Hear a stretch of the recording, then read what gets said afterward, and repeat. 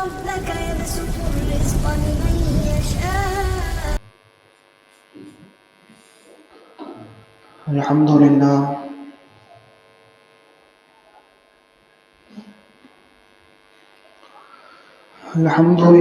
نحمده ونستعينه ونستغفره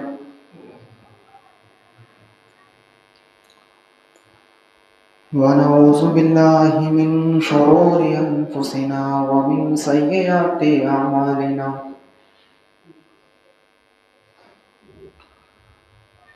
من يهده الله فلا مضل له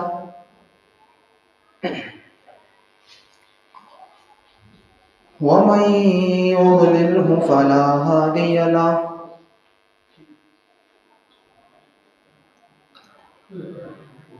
وأشهد أن لا إله إلا الله وحده لا شريك له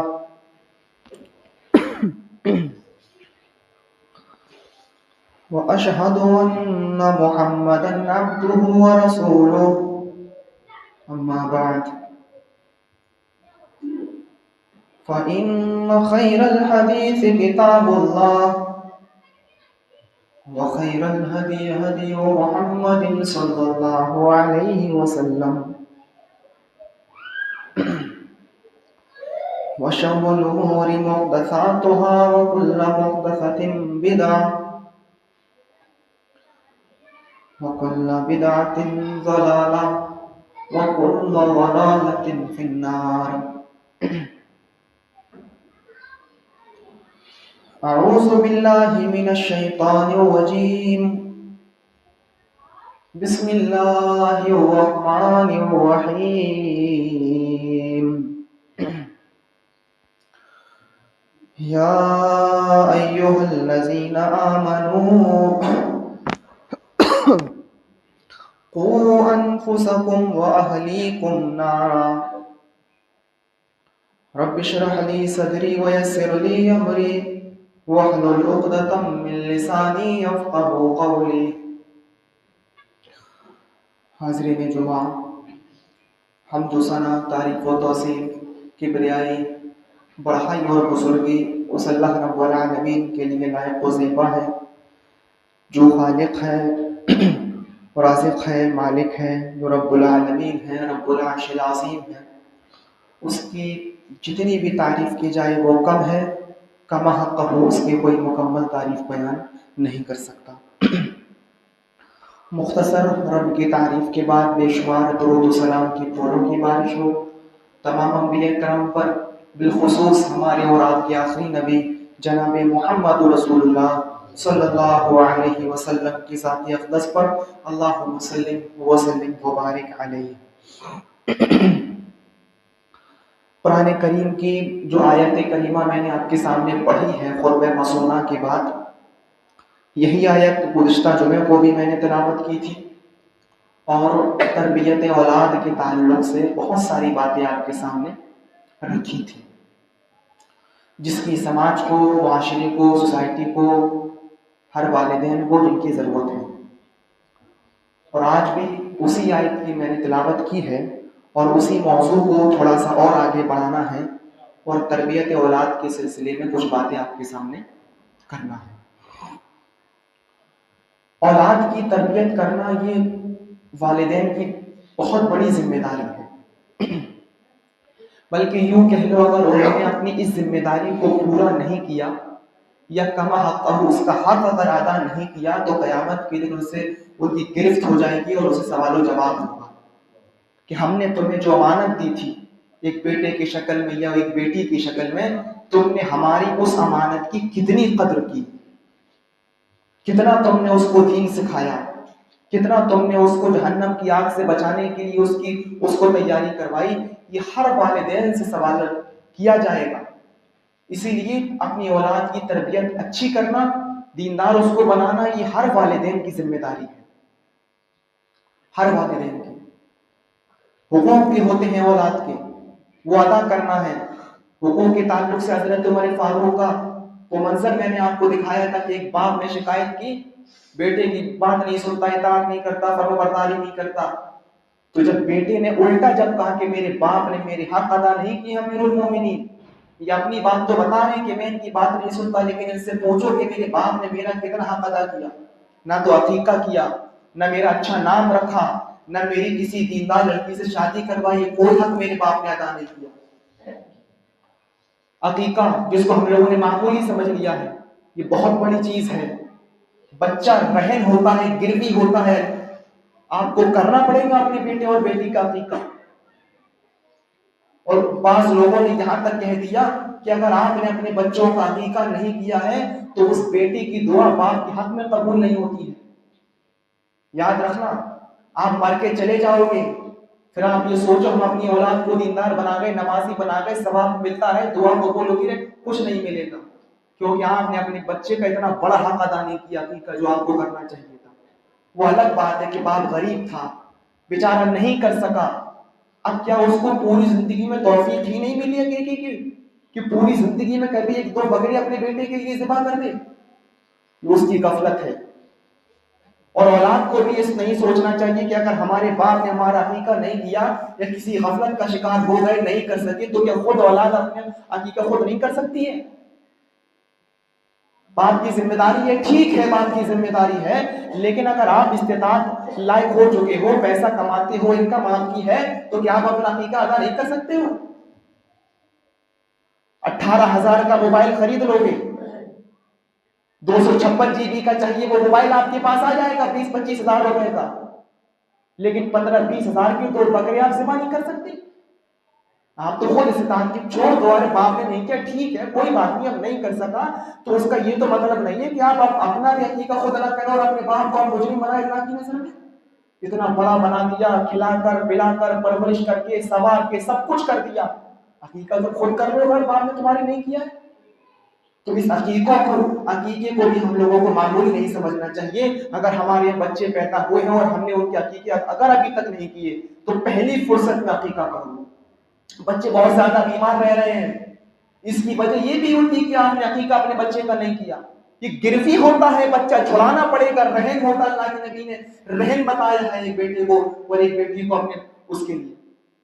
تو یہ ذمہ داری باپ کے اوپر عائد ہوتی ہے کہ وہ اپنے بچے کا عقیقہ بھی کرے، لیکن ہم نہیں کرتے اور اس کو معمولی سمجھ لیا ہے۔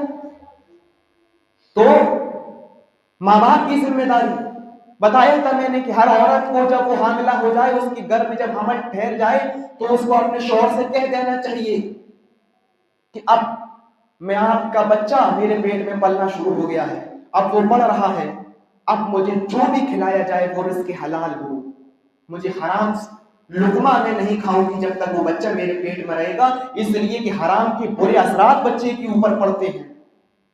وہ مثال جب کتے کا بچہ پیدا ہوتا ہے اور جنتی ہے جب وہ اپنے بچے کو، تو اس کے بچے 6 اور 7 دن کے بعد آنکھیں کھولتے ہیں، اور ناگالینڈ کے اندر کتے کا گوشت خوب کھایا جاتا ہے، دھڑلے سے بکتا ہے، کھاتے ہیں وہ لوگ۔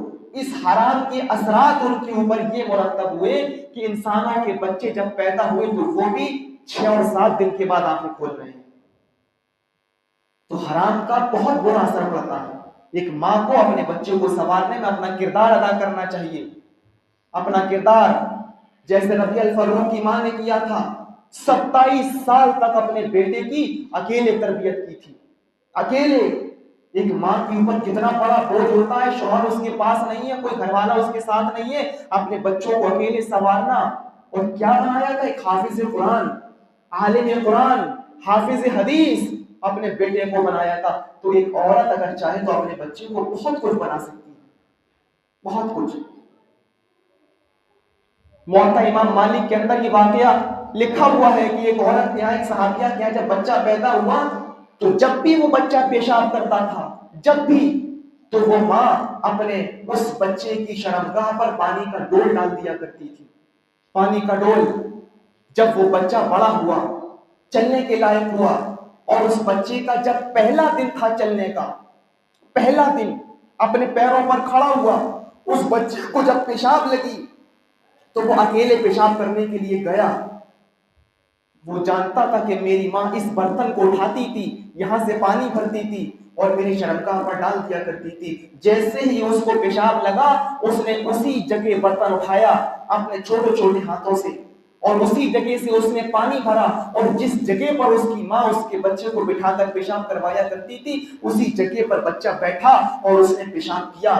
جب وہ پیشاب کر چکا تو اس نے وہی پانی کا برتن اپنے بچے کی وہ شرمگاہ کے اوپر ڈال دیا، اپنے بچے کی شرمگاہ کے اوپر۔ اللہ کی قسم، اس بچے کو یہ نہیں معلوم کہ استنجا کیسے کرنا چاہیے، اس بچے کو یہ نہیں معلوم کہ شرمگاہ کس ہاتھ سے پکڑنا چاہیے، اس بچے کو نہیں معلوم کہ کون سے ہاتھ سے پانی بہانا چاہیے، اس بچے کو نہیں معلوم کہ پیشاب کرنے کے بعد اس کو ایک ایک قطرہ کس طریقے سے نکالنا چاہیے۔ وہ بس اتنا جانتا تھا کہ میری ماں میرے پیشاب کرنے کے بعد میری شرمگاہ پر پانی بہا دیا کرتی تھی۔ اس نے پانی کا برتن لیا اور اپنی ماں کی دیکھا دیکھی میں اس نے وہ برتن اپنی پیشاب کی جگہ پر شرمگاہ پر ڈال دیا۔ ماں اس کی دور سے یہ منظر دیکھ رہی تھی، دور سے اس نے جب اپنے بچے کی یادا اور اپنے بچے کا جب یہ کام دیکھا تو نظر آسمان پر ڈال کر کہتی ہے کہ فزت برب الکعبہ، کعبے کے رب کی قسم میں کامیاب ہو گئی، اللہ کی قسم میں کامیاب ہو گئی، اللہ کی قسم میں کامیاب ہو گئی۔ میں اپنے بچے کو جو تعلیم و تربیت دینا چاہتی تھی میں نے اپنے بچوں کو وہ تعلیم و تربیت دے دی۔ اللہ کی قسم میں اپنے بچے کو جیسا بنانا چاہتی تھی میں نے اپنے بچوں کو ویسا بنا دیا۔ اب میں مر بھی جاؤں تو کوئی پرواہ نہیں، کیونکہ میرا بچہ جو تعلیم میں اس کو دینا چاہتی تھی میں نے اس کو دے دی اور اس نے ایکسپٹ کر لی۔ تو میرے پیارے ساتھیوں، اس طریقے سے وہ عورتیں اپنے بچوں کی تربیت کیا کرتی تھی۔ آج ہماری گھر کی عورتیں کیا تربیت کریں گی اپنے بچوں کی؟ جو 5-6 سال کا بچہ ہوا اور اس کی پینٹ کی چین کھول کر نالی پر کھڑے ہو کر اپنے سامنے پیشاب کرواتی کہ بیٹا یہاں پیشاب کر لے۔ کیا تربیت کریں گی اپنے بچوں کی ایسی عورتیں؟ کیسے اس کو بنائیں گی جو اپنی آنکھوں کے سامنے اس کو پیشاب کروا رہی ہو کھڑے ہو کر پینٹ کی چین کھلوا کر؟ ان کے بچے کبھی سمجھ سکتے ہیں؟ کبھی ان کے بچوں کے اندر دینداری اچھی طریقے سے آ سکتی ہے؟ نہیں۔ تو اپنے بچوں کو بنانے میں، ان کو سنوارنے میں بچپن سے کردار ادا کرنا چاہیے ایک ماں کو۔ عبد القادر جیلانی رحمت اللہ علیہ چھوٹے سے تھے، بالکل چھوٹے سے، ان کی ماں نے ان سے کہہ دیا تھا کہ بیٹا حالات چاہے کتنے خراب ہو جائیں تمہیں کبھی جھوٹ نہیں بولنا، تمہیں کبھی جھوٹ نہیں بولنا۔ اور عبد القادر جیلانی رحمت اللہ علیہ کو سفر کی ضرورت پیش جب آئی تو ان کی ماں نے ان کے کرتے کے استر میں کچھ رقم، کچھ درہم و دینار، کچھ اشرفیاں رکھ دی، تقریباً 40 اشرفیاں ان کے استر میں سل دی اور یہ کہہ دیا کہ بیٹے کبھی جھوٹ نہیں بولنا۔ یہ سفر پر نکل گئے، راستے میں ڈکیتوں نے قافلے پر حملہ کر دیا، لوٹ لیا سب کو۔ یہ بچہ الگ کھڑا ہوا تھا، الگ۔ اس بچے کے پاس بھی وہ کافر آئے اور اس سے پوچھا تمہارے پاس بھی کچھ ہے؟ وہ کہنے لگا ہاں ہے۔ کہا کیا ہے؟ کہا 40 اشرفیاں ہیں۔ کہا لاؤ، کہاں ہے؟ کہا میری ماں نے اس کو کرتے کے استر میں سل دیا ہے، آپ نکال سکتے ہو نکالنا چاہو تو۔ وہ اپنے سردار کے پاس اس کو پکڑ کر لے کر گیا اور کہا کہ یہ بچہ ایسے ایسے کہہ رہا ہے کہ اس کے پاس اتنی اشرفیاں ہیں، کیا ہم تلاشی لیں؟ کہا ٹھیک ہے دیکھو۔ جب اس کا استر پھاڑ کر دیکھا گیا تو اس میں واقعی 40 اشرفیاں نکلی۔ وہ سردار کہنے لگا کہ تم مجھ سے جھوٹ بھی بول سکتے تھے، تم مجھ سے یہ کہہ سکتے تھے کہ میرے پاس کچھ نہیں ہے، اگر تم مجھے نہ بھی بتاتے تو ہم اس تک نہیں جگہ تک نہیں پہنچ پاتے، تم نے ہم سے جھوٹ کیوں نہیں بولا؟ اس بچے کا جواب یہ تھا کہ میری ماں نے مجھ سے یہ کہہ دیا تھا کہ بیٹا چاہے حالات کیسے بھی ہو جائیں تمہیں کبھی جھوٹ نہیں بولنا، اس لیے میں نے جھوٹ نہیں بولا۔ اور وہ قافلہ وہیں سے واپس ہو گیا اور اس نے اپنے گناہ سے توبہ کر لی کہ اس زمانے کی مائیں تھی جو اپنے بچوں کو بنایا کرتی تھی اور سنوارا کرتی تھی۔ ہم لوگ چھوٹا ہے کہہ کر چلو آگے چل کر سیکھ جائے گا، بڑا ہو کر تربیت حاصل کر لے گا، ہم اپنے بچوں کو چھوٹے چھوٹے موبائل پکڑا دیتے ہیں پلاسٹک والے، اس میں بٹن دباؤ تو ایک گانا بجتا ہے، دوسرا دباؤ دوسرا گانا بجے گا، تیسرا دباؤ تیسرا گانا بجے گا۔ ہم کہتے ہیں کہ بچہ ہی تو ہے، کوئی بات نہیں، کوئی بات نہیں۔ ذرا تصور کرو، حضرت عائشہ صدیقہ رضی اللہ تعالی عنہا کی کوئی اولاد نہیں تھی، کوئی اولاد نہیں تھی، وہ اپنے پڑوس کی بچی کو اپنے گھر بلا لیا کرتی تھی، اس کے ساتھ کھیلتی تھی، اس کے ساتھ انجوائے کرتی تھی، اس کے ساتھ بات چیت کرتی تھی، دل بہلا لیا کرتی تھی اس بچی سے جو پڑوس میں رہا کرتی تھی، کیونکہ ان کی کوئی اولاد نہیں تھی۔ وہ بچی حضرت عائشہ سے اتنی گھل گئی، اتنی مل گئی اتنی ان سے مانوس ہو گئی اور اتنی ان کی بات ماننے لگی کہ جب بھی حضرت عائشہ اس کو اپنے پاس بلاتی تھی، آواز لگاتی تھی، وہ بچی فوراً حضرت عائشہ کے پاس آ جاتی تھی۔ ایک مرتبہ اس بچی کی ماں نے اپنی بچی کے پیروں میں گھنگرو باندھ دیے، بجنے والی پائلیں باندھ دی، پازیب باندھ دی جس میں گھنگرو لگے رہتے ہیں۔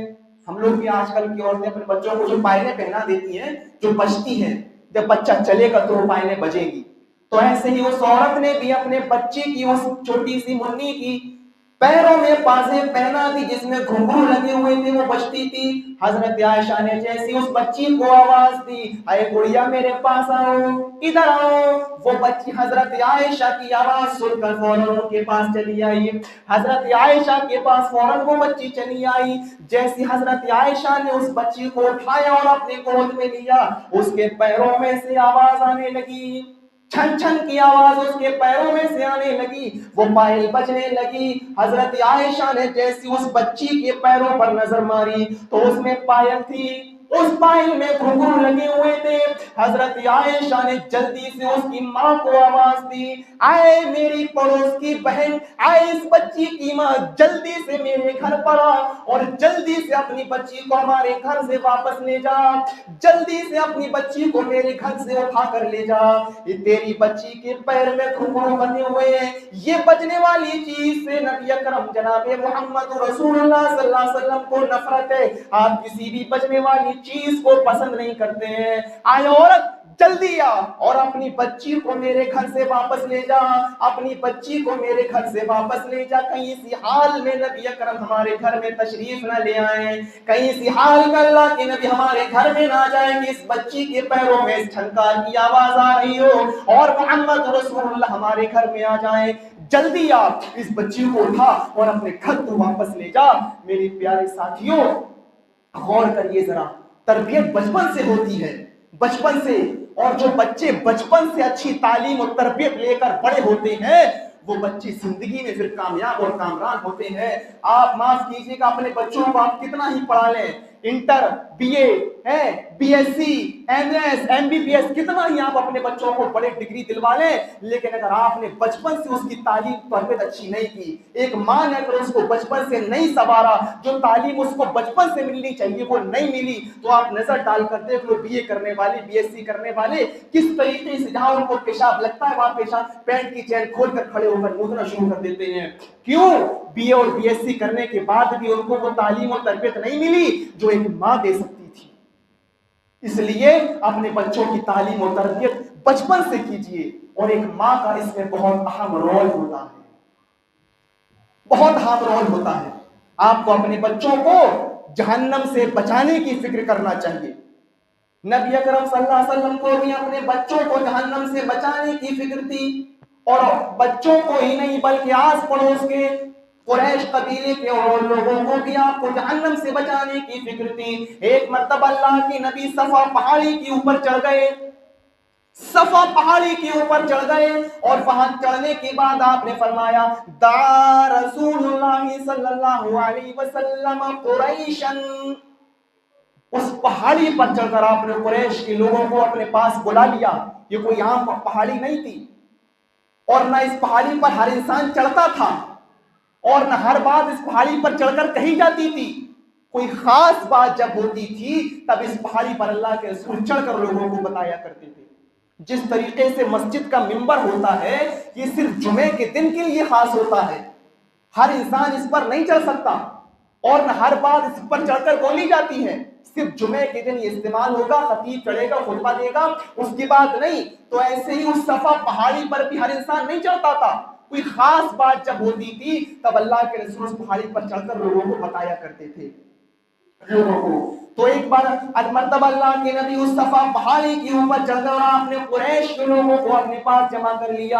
اس پہاڑی پر چڑھنے کے بعد اللہ کے نبی نے ایک ایک کا نام لے کر اس کو جہنم سے ڈرایا، اس کو آگاہ کیا، اور اس میں آپ نے اپنی بیٹی کو بھی نہیں چھوڑا، اپنی پھوپھی کو بھی نہیں چھوڑا، اپنے چچا کو بھی نہیں چھوڑا۔ اس پہاڑی پر چڑھنے کے بعد اللہ کے نبی نے سب سے پہلے جملہ ادا کیا، وہ جملہ یہ تھا، یا معاشر قریش انقذوا انفسکم من النار، آئے قریش کے لوگوں اپنے آپ کو جہنم کی آگ سے بچا لو، آئے قریش کے لوگوں اپنے آپ کو جہنم کی آگ سے بچاؤ، انی لا اغنی عنکم من اللہ شیئا، اللہ کی قسم میں تمہارے کوئی کام نہیں آ سکتا۔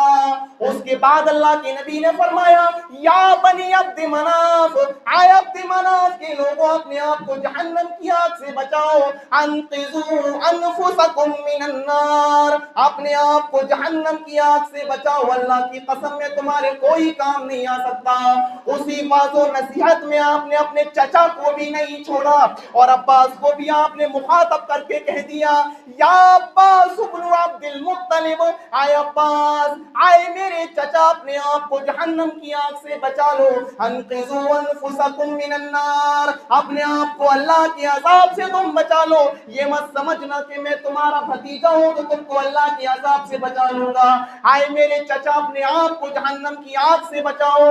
اس کے بعد اللہ کے نبی نے اپنی پھوپھی کو بھی نہیں چھوڑا اور اس پہاڑی پر کھڑے کھڑے آپ نے اپنی پھوپھی کو مخاطب کر کے بھی کہہ دیا یا صفیۃ عمت رسول اللہ صلی اللہ علیہ وسلم انقذی نفسک من النار، آئی میری پھوپھی صفیہ تم اپنے آپ کو جہنم کی آگ سے بچا لو، یہ مت سمجھنا کہ تمہارا بھتیجا نبی ہے تو تم کو اللہ کے عذاب سے بچا لے گا، نہیں نہیں، آئی میری پھوپھی اپنے آپ کو جہنم کی آگ سے بچا لو۔ اس کے بعد آپ نے اپنی بیٹی فاطمہ کو بھی نہیں چھوڑا جس سے آپ بہت محبت کرتے تھے، آپ کی جگر کا ٹکڑا تھی حضرت فاطمہ، آپ ان سے بڑی محبت کرتے تھے، آپ نے اپنی بیٹی فاطمہ کو بھی نہیں چھوڑا اور اسی محفل میں، اسی مجمع میں آپ نے اپنی بیٹی کے بارے میں بھی کہہ دیا یا فاطمہ بنت محمد سلینی من مالی ما شئتی انی لا اغنی عنک من اللہ شیئا، آئے میری بیٹی فاطمہ تو بھی اپنے آپ کو جہنم کی آگ سے بچا لے، آئے میری بیٹی فاطمہ اپنے آپ کو جہنم کی آگ سے بچا لے، یہ مت سمجھنا کہ تیرا باپ نبی ہے تو تجھ کو جہنم کی عذاب سے بچا لے گا۔ سلینی من مالی ما شئتی، میرے مال میں سے جتنی چیز کا میں مالک ہوں اس ملکیت میں سے تو مجھ سے جو مانگنا چاہے مانگ لے، جتنی چیز کا میں مالک ہوں۔ یہاں سے ہمارے بہت سے بریلوی بھائی نقطہ نکالتے ہیں کہ اللہ کے رسول قادر مطلق تھے، آپ کو ہر چیز کا اختیار تھا، اسی لیے تو اپنی بیٹی سے آپ کہہ رہے ہیں کہ جو مانگنا چاہے مانگ لے۔ ان لوگوں کو یہاں پر نظر نہیں آتا ہے کہ اللہ کے نبی نے من مالی کی قید لگا دی کہ میرے مال میں سے جتنے مال کا میں مالک ہوں اس مال میں سے جو تو مجھ سے مانگنا چاہے مانگ لے، انی لا اغنی عنک من اللہ شیئا، لیکن قیامت کے دن میں تیرے کوئی کام نہیں آ سکتا ہوں۔ ایک باپ کی ذمہ داری ہوتی ہے کہ اپنی اولاد کو جہنم سے بچائے۔ ہم ذرا غور کریں کتنا جہنم سے اپنے بچوں کو ہم بچا رہے ہیں، کتنا ان کو جنت کی طرف لے کر جا رہے ہیں، کتنا ان کو فجر کی نماز کے لیے ہم اٹھا رہے ہیں۔ کیا جہنم سے اپنے بچوں کو بچانا کیا یہ بچوں کی تربیت میں شامل نہیں ہے؟ قرآن کریم کی جو آیت میں نے آپ کے سامنے پڑھی یا ایھا الذین آمنوا قوا انفسکم واہلیکم نارا، اے ایمان والو اپنے آپ کو بھی اور اپنے اہل و عیال کو، اپنی بیوی بچوں کو جہنم کی آگ سے بچاؤ۔ کیا جہنم سے بچانا یہ تربیت کے اندر شامل نہیں ہوتا ہے؟ آپ بٹھا لیجیے اپنے بچے کو، آپ کھانا کھا رہے ہیں اس کے ساتھ آپ بھی کھانا کھائیے اور بتائیے اپنے بچوں کو قبر کا عذاب ایسا ہوتا ہے، جہنم سے بچو، تیاری کرو اپنے آپ کو جہنم سے بچانے کی اور جنت میں جانے کی۔ یہ چند دن کی زندگی فانی ہے، سب کو فنا ہونا ہے، تم بھی جاؤ گے ہم بھی جائیں گے، تم نے اپنی جنت میں جانے والے تم نے کتنے راستے بنائے ہیں اور تمہارے اعمال تو ہمیں ایسا لگ رہا ہے کہ تم جہنم میں جاؤ گے۔ میرے بیٹے، آئے میری بیٹی، اپنے آپ کو جہنم سے بچاؤ۔ آپ نے کبھی اپنے بچوں کے ساتھ ایسا رویہ اختیار کیا ہے؟ یا کبھی فجر کی نماز کے لیے اپنے بچے کو آپ نے مار مار کر مسجد کے اندر بھیجا ہے؟ یا کبھی ہماری گھر کی عورتوں نے اپنے شوہر کو یا اپنے بچے کو فجر کی نماز میں اٹھایا ہے؟ 7 بجے اسکول جائے گا، اس کے بعد ہم اپنے بچے کو اٹھائیں گے، 8 بجے کا اس کا ایگزام ہے، 8 بجے ہم 7 بجے اٹھائیں گے اپنے بچے کو، تب وہ جائے گا، ایگزام دینا ہے میرے بیٹے کا، ورنہ نیند خراب ہو جائے گی اس کو۔ ہم کیا تربیت کریں گے اپنے بچوں کی؟ کیا تعلیم دیں گے اپنے بچوں کو؟ کیسے ان کو جہنم سے بچائیں گے؟ کیسے ان کو جنت کی طرف لے کر جائیں گے؟ جو ماں باپ، جو ماں فجر میں پڑے پڑے سوتے رہتے ہوں، جو اپنے چہروں پر، اپنے کانوں پر شیطانوں سے متواتے ہوں، پیشاب کرواتے ہوں، وہ اپنے بچے کو کیسے جنت ملے کی تعلیم دے سکتے ہیں؟ کیسے اپنے بچوں کو جہنم سے جانے سے روک سکتے ہیں؟ کیسے اپنے بچے کی اچھی تربیت کر سکتے ہیں؟ جو ماں باپ اپنے چہروں پر شیطان سے پیشاب کرواتے ہیں فجر کی ٹائم، فجر کی نماز میں، جو عورت اپنے بچوں کے لیے اتنا نہیں کر سکتی کہ وہ اب خود فجر میں اٹھے، اپنے بچے کو فجر میں اٹھائے اور اپنے بچوں کو مار مار کر مسجد بھیجا کر وہ نہیں جا رہا ہے، جس کو کریم پاؤڈر لگانے سے فرصت نہیں ملتی ہے، جس کو بے پردگی کے ساتھ شادیوں میں جانے سے فرصت نہیں ملتی ہے، اس کلر کا سوٹ اور اس کلر کی لپسٹک، اسی کلر کی چپل، اس میچنگ سے جب ہماری گھر کی عورتوں کو فرصت ملے گی تب وہ اپنے بچوں کو بنائیں گی، تب اپنے بچوں کو سنواریں گی، تب اپنے بچوں کو جہنم سے دوری والے اسباب اور راستے وہ اختیار کریں گی۔ جب ان کو انہی چیزوں سے فرصت نہیں ہے، جب ان کو بے پردہ گھومنے سے فرصت نہیں ہے، جب ان کو فجر میں سونے سے فرصت نہیں ہے، تو کیا اپنے بچوں کو دیندار بنائیں گے اور کیا اپنے بچوں کی اچھی تربیت کریں گے؟ جو آواروں کی طرح گھومتی رہتی ہوں مارکیٹنگ میں۔ رمضان آ رہا ہے ابھی، دیکھنا رمضان سے پہلے ہی سنڈے میں جو بازار لگتا ہے کتنی ہمارے علاقے کی عورتیں اس بازار میں پہنچتی ہیں، آپ دیکھ لینا، نظر مان لینا، ہم تو نکلتے ہی ہیں وہاں سے، ہماری نظر میں تو ہے ہی کون، کتنی عورتیں اس بازار میں آتی ہیں، آپ دیکھ لینا۔ جب اس سے فرصت ملے گی ہماری گھر کی ماں بہنوں کو، اس کے بعد اپنے بچوں کو بنائیں گی، اس کے بعد اپنے بچوں کو سنواریں گی۔ بس یہی نہیں بولنا چاہیے تھا، یہ جو آوارہ آوارہ کہہ دیتے ہیں بس یہی جملہ چپ جاتا ہے، یہ مت بولو۔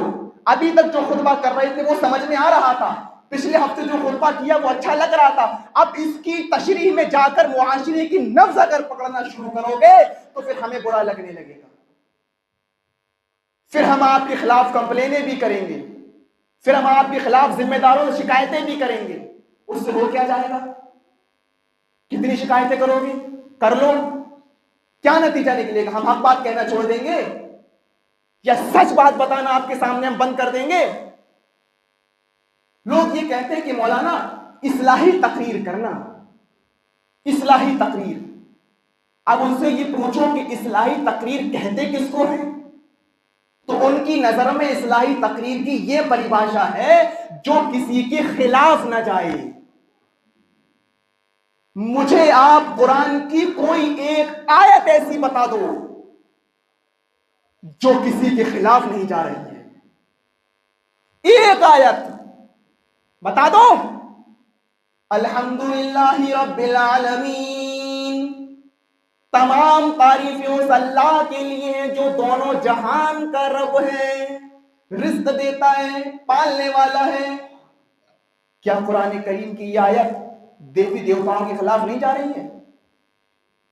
کیا لوگ کسی اور کو داتا اور رزق دینے والا نہیں مانتے ہیں؟ تو کیا یہ ان کے خلاف نہیں جا رہی ہے؟ الرحمن الرحیم، جو بڑا ہی مہربان، انتہائی رحم کرنے والا ہے، کیا سارے لوگ اسی کو رحمان الرحیم مانتے ہیں اور کسی کو نہیں مانتے؟ تو کیا یہ ان کے خلاف نہیں جا رہی ہے؟ شراب کی حرمت پر بولو تو کیا شرابی کے خلاف نہیں جا رہی ہے؟ جوئے پر بولو تو کیا جواری کے خلاف نہیں جا رہی ہے؟ سٹے پر بولو تو کیا سٹوری کے خلاف نہیں جا رہی ہے؟ چوری پر بولو، اس کی مذمت پر بولو تو کیا چوروں کو برا نہیں لگ رہا، ان کے خلاف نہیں جا رہی ہے؟ نماز پر بولو تو کیا بے نمازیوں کو برا نہیں لگ رہا، اس کے خلاف نہیں جا رہی ہے؟ مجھے ایک اسپیچ آپ دنیا کی ایسی بتا دو جو کسی کے خلاف نہ جا رہی ہو۔ ہاں، اصلاحی تقریر کسی کا نام لے کر نہیں ہونی چاہیے، یہ بات جائز ہے۔ اصلاحی تقریر کسی کا نام لے کر نہیں ہونی چاہیے۔ اب اصلاحی تقریر کرنا مولانا ہم سے وہ لوگ کہتے ہیں، اچھا اصلاح کا مطلب کیا ہو یہ بتاؤ؟ اصلاح کا مطلب ہی ہوتا ہے کہ معاشرے میں، سماج میں جو برائیاں ہیں اس کے خلاف بولو۔ اصلاح تو کہتے ہی ہے کہ بگڑی ہوئی چیز کو سدھارنا، بگڑی ہوئی چیز کو سیدھے راستے پر لے کر آنا۔ تو اس کا مطلب آپ ہم سے یہ کہنا چاہ رہے ہو کہ مولانا بے پردگی ہو رہی ہے اس کے خلاف بھی بولنا، ہمارے گھر کی عورتیں اپنے میں مگن ہیں، بچوں کی تربیت نہیں کر رہی ہیں، اس کے خلاف بولنا، نماز کے اوپر بولنا، جوئے کے اوپر بولنا، چوری کے اوپر بولنا، سٹے کے اوپر بولنا۔ آپ تو خود ہم سے کہہ رہے ہو نا کہ اس چیز پر بولو، پھر برا کیوں لگ رہا ہے؟ پھر شکایتیں کیوں ہو رہی ہیں؟ آپ کیا سمجھتے ہو کسی ذمہ دار سے اگر ہماری شکایت کر دو گے تو کیا ہم حق بات کہنا چھوڑ دیں گے؟ یہ بھول ہے آپ کی سب سے بڑی دینی معاملے میں سمجھوتا نہیں. اللہ کے رسول اگر سمجھوتا کیا ہوتا نا دینی معاملے میں اور شریعت کے معاملے میں تو معاف کیجئے گا جنگ بدر میں جو صحابہ شہید ہوئے وہ شہید نہ ہوتے. جنگ احد میں 70 صحابہ مارے گئے وہ مارے نہ جاتے اگر اللہ کے رسول نے دین کے معاملے میں سمجھوتا کیا ہوتا. تو میرے بھائیوں ہمیں سمجھنے کی ضرورت ہے کہ ہم کس طرف جا رہے ہیں، ہمارا معاشرہ ہمارا سماج کس طرف جا رہا ہے. اگر ہم اپنے بچوں کی صحیح تعلیم و تربیت کر رہے ہوتے تو آج کل مسجدیں خالی نہ ہوتی. ہمارا ذہن صرف دنیاوی چیزوں میں رہتا ہے، صرف دنیاوی چیزوں میں. عید آ رہی ہے تو اس پر کون سا سوٹ بنوائیں، باسی پر کون سا پہنے، تواسی پر کون سا پہنے، عید کے دن کون سا پہنے، نماز پڑھنے جائیں تو کون سا پہنے، گھر پر آ کے اتار کر کون سا پہنے، مہمان آئیں گے گھر میں کام کرنا، اس پہ ہمارا ذہن رہتا ہے. اگر اس کا 1% بھی اگر ہماری گھر کی عورتوں نے بچوں کی تعلیم پر لگا لیا ہوتا، ان کی تربیت پر لگا لیا ہوتا تو جو کنڈیشنیں دکھ رہی ہیں آپ کو مسجدوں کی یہ نہ ہوتی. یاد رکھیے آپ تو فجر میں نماز پڑھنے کے لیے جا رہے ہیں لیکن آپ اپنی بیوی کو نہیں اٹھا رہے، آپ اپنے بچوں کو نماز پڑھنے کے لیے اٹھا رہے ہیں. یا آپ کی بیوی اور بچے آپ محبت میں سونے دو، ابھی 8 بجے کا اس کا ایگزام ہے، 7 بجے ہم اٹھائیں گے، اس کے بعد وہ تیار ہوگا، ہماری بیوی کو ابھی ناشتہ بنانا ہے، 7 بجے لنچ تیار کرنا ہمارے بیٹے کا، سونے دو. یہ بچہ اور یہ بیوی قیامت کے دن آپ کی جنت میں جانے میں رکاوٹ بن جائیں گی. یاد رکھنا بچہ کہے گا اللہ میرا باپ جنتی ہے میں جہنمی کیوں؟ اللہ کہے گا تیرے باپ نے نمازیں پڑھی، تہجد کی نماز پڑھی، روزے رکھے، فجر میں تکبیر اولیٰ میں تیرا باپ شامل رہا کرتا تھا، تو سوتا رہتا تھا، تو نے نمازیں نہیں پڑھی اس لیے تو جہنم میں جا، تیرا باپ جنت میں. اللہ کہے گا پھر بندہ کہے گا اللہ تیرے نبی نے تو کہا تھا جب بچہ 7 سال کا ہو تو نماز کا حکم دو اور 10 سال کا ہو جائے نماز نہ پڑھے تو مارو. اللہ میرے باپ نے مجھے مارا کیوں نہیں؟ اللہ اس نے مجھے مار کر مسجد کیوں نہیں بھیجا؟ بیوی کہی کہ اللہ یہ میرا ذمہ دار تھا، سارے گھر کے کام مجھ سے کروایا کرتا تھا، برتن جھاڑو، کھانا پکانا، روٹی کپڑے سب کچھ، لیکن فجر کی نماز میں اکیلے نماز پڑھنے چلا جاتا تھا، ہم کو اٹھاتا نہیں تھا. جس بچے کی اور جس بیوی کی پیار و محبت میں آج آپ اس کو فجر میں سونے دیتے ہو، آج آپ اس کو فجر میں اٹھاتے نہیں ہو کہ ابھی ہماری بیوی 7 بجے اٹھے گی، بچے کا لنچ تیار کرے گی، بچے کے لیے ناشتہ بنائے گی. جس بیوی اور جس بچے کی پیار و محبت میں آپ اس کی نیند خراب نہیں کرنے دیتے ہو، یہ بچے اور یہ بیوی آپ کے لیے قیامت کے دن جنت میں جانے میں رکاوٹ بن جائیں گے. اللہ میرا باپ جنتی، اللہ میرا شوہر جنتی، مجھے جہنم میں کیوں بھیجا جا رہا ہے؟ اللہ کہے گا تیرے باپ نے نمازیں پڑھی، اس نے دینداری والے کام کیے، اس نے فجر کی نماز کی، کبھی تکبیر اولیٰ بھی قضا نہیں کی، تو سوتا رہتا تھا، تو نے فجر کی نماز کبھی نہیں پڑھی، اس لیے جہنم میں جا رہا ہے. وہ بندہ کہے گا اللہ اس نے مجھے اٹھایا کیوں نہیں، اللہ اس نے مجھے فجر کی نماز کے لیے کیوں نہیں لے گیا. بیوی کہے گی اللہ یہ گھر کے سارے کام تو مجھ سے کرواتا تھا لیکن نماز اکیلے پڑھاتا تھا، مجھ سے نماز پڑھنے کے لیے کہتا نہیں تھا. اللہ کہے گا فرشتوں میرا بندہ ٹھیک کہہ رہا ہے، میری بندی بالکل ٹھیک کہہ رہی ہے، اس کی نمازیں بیکار، اس کے روزے بیکار، اس کی تہجدیں بیکار، اس کی ساری دینداری والے کام ختم، اس کو جہنم کے اندر ڈال دو. جو نماز نہیں پڑھتے وہ زیادہ نہ سوچیں، ان کے معاملہ تو کلیئر ہے. جو پڑھتے ہیں وہ زیادہ فکر کریں.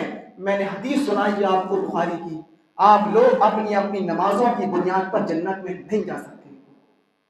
یاد رکھنا میری بات، آپ کو اپنے بچے کو اٹھانا پڑے گا، اس کی تربیت کرنا پڑے گی، اپنی بیوی کو بھی آپ کو اٹھانا پڑے گا، اس سے کہنا پڑے گا، اس کے اوپر سختی کرنا پڑے گی نماز کی اور دینداری کے معاملے میں. اگر آپ ایسا نہیں کر رہے ہیں تو آپ مجرم ہیں. اگر نماز کی سختی نہیں کر رہے ہیں، سن لیجئے گھروں کا یہ حال اور ہے، ہمارے مرد حضرات سنیں غور سے، نماز کے معاملے میں سختی نہیں کریں گے، ایک آدھ بات کہہ جی پڑھ لینا، پڑھتی رہنا، لیکن دوسرے معاملے جب ان کے سامنے آئیں گے، دنیاوی معاملات تو جلیں گے اپنی بیویوں سے. تم نے میرے کپڑوں کو پریس کیوں نہیں کیا، تم نے پانی گرم کیوں نہیں کیا، تم نے ایسا کیوں نہیں کیا. نماز کا جہاں معاملہ آئے گا وہاں نرمی اختیار کر لیں گے. جیسے نماز کی کوئی ویلیو ہی نہیں. اور جہاں دنیاوی معاملات آ جائیں گے, تم نے ہمارے گھر میں اتنا سامان بیچا, میری امی کیا کیوں نہیں بیچا, میرے ابو کو تم نے کیوں نہیں بلایا, وہ آئے تم نے ان کو پانی کی نہیں پوچھا, ایسا لڑائی کریں گے, اس سے جھگڑیں گے, سب کچھ کریں گے. لیکن نماز اگر آپ کی بیوی نہیں پڑھ رہی ہے تو اس کی آپ کو کوئی فکر نہیں. سوچنا پڑے گا اور سنجیدگی سے کام لینا پڑے گا. شریعت اتنی آسان نہیں ہے اور جنت اتنی آسان نہیں ہے. نماز پڑھنے والی یہ مت سوچے کہ ہم جنتی ہیں. معاف کیجیے گا, قرآن نے فویل للمصلین بھی کہا ہے. جہاں جہنمیوں کا ذکر ہے, نماز نہ پڑھنے والے کو جہنم کی سزا, وہاں پر نماز پڑھنے والے کو بھی اللہ نے مخاطب کر کے کہہ دی کہ فویل للمصلین, کہ جو لوگ نمازوں میں غفلت برتتے ہیں, سستی اور کاہلی سے نماز پڑھتے ہیں یا منچاہی نماز پڑھتے ہیں, ان کے لیے بھی ہلاکت ہے, ان کے لیے بھی جہنم ہے, ان کے لیے بھی بربادی ہے. تو میرے پیارے ساتھیوں, وقت زیادہ ہو رہا ہے, ہم دعا کرتے ہیں کہ الہ العالمین جو کچھ میں نے کہا مجھے بھی وہ سبھی سننے والوں کا عمل کی توفیق عطا فرما. بقیہ باتیں انشاءاللہ اگلے ہفتے آپ کے سامنے آئیں گی.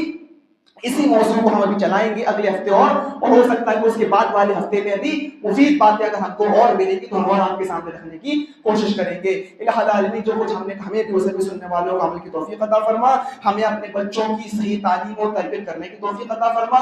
ان کو ایسا بنا کہ وہ خود کو جہنم سے بچائے اور جنت کے اپنے آپ کو قریب کر لیں. اور ہمیں اپنے بچوں کو رزق حلال کھلانے کی توفیق عطا فرما, اپنی بیوی کو رزق حلال کھلانے کی توفیق عطا فرما.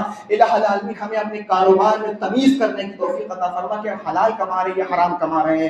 نماز پڑھنے کے باوجود ہمارے دلوں میں تکبر پیدا مت کر.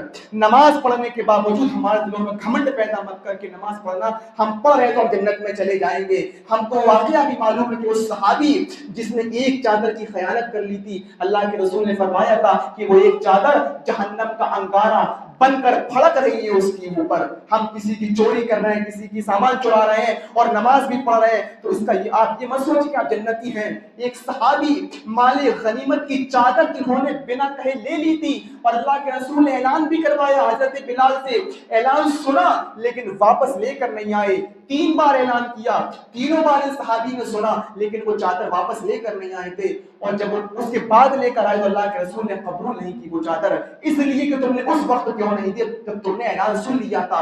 پھر پوری زندگی آپ نے ان کی چادر قبول نہیں کی. جب اس صحابی کا انتقال ہوا, جنگ میں لڑتے لڑتے انتقال ہوا, تو صحابہ نے کہا اللہ کے رسول اس صحابی کے لیے خوشخبری, جنت میں ہوگا, یہ جنت کے اعلیٰ مقام میں ہوگا. آپ نے فرمایا نہیں, یہ جہنم کے سب سے نچلے طبقے میں ہیں. کیوں؟ انہوں نے ایک مال غنیمت کی چادر کو لے لیا تھا بنا بتائے اور ہم کو مانگنے پر بھی نہیں دی تھی. اس لیے نماز پڑھنے کے بعد آپ اپنے آپ کو جنتی ہونے کا سرٹیفکیٹ خود سے مت دیں.